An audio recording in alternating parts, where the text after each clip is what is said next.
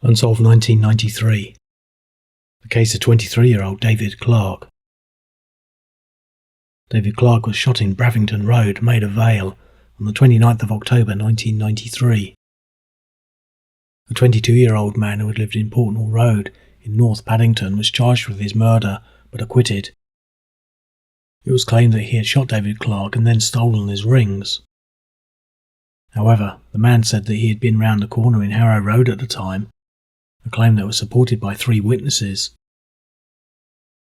David Clarke and the man charged with his murder had been complete strangers.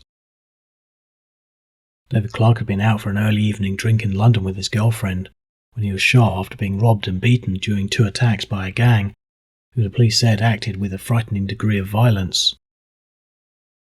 After being shot, he was taken to St Mary's Hospital in Paddington, where he was put on a life support machine. He died 2 days later in front of his weeping parents. He and his girlfriend had been first attacked by 2 men in Harrow Road, Kensal Town, at about 6:30 p.m. on the Friday night.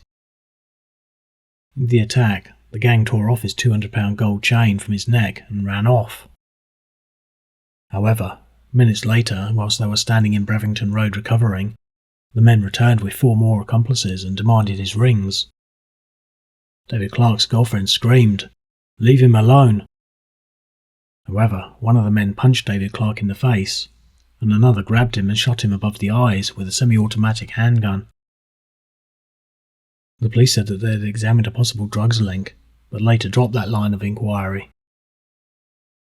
Following the man's acquittal, it was reported that the police were shell-shocked that the jury had accepted his alibi. David Clarke had been from Queen's Park and had been an unemployed tailor. Nothing more is known about the case, or whether there are any other suspects or developments, and it remains unsolved to this day.